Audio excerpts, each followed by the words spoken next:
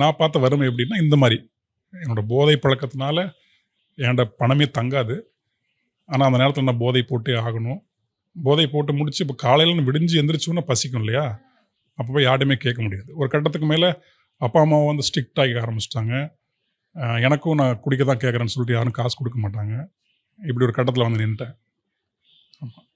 அப்போ பார்த்து தான் நான் வறுமை, நானாக ஏற்படுத்திக்கிட்ட வறுமை தான் அது. நான் வறுமை ரொம்ப கோரமானது தான், அது யாருக்குமே வரக்கூடாதுன்னு நினைக்கிறேன். நான் செல்லம் தான் கூப்பிட்டுக்குவோம் சூரிய. செல்லெல்லாம் ரொம்ப வறுமை பற்றி ஒரு புத்தகங்களை சொன்னீங்கன்னா எனக்கு தெரிஞ்ச ஒரு 5 புத்தகங்கள் எழுதிடுவாப்புல அப்படி ஒரு ஆள் சூரி.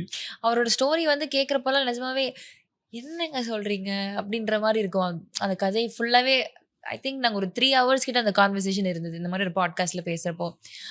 அவ்வளோ சோல்ஃபுல்லாக அவர் நரேட் பண்ணுறதும் இதெல்லாம் நடந்திருக்கா அவங்களுக்கு அப்படின்ற மாதிரி இருக்கும். ஸோ அதெல்லாம் கேட்குறப்போ ஹவு பிளெஸ்ட் வி ஆர் அப்படின்ற ஒரு ஃபீலிங் எனக்கு அது இருந்தது.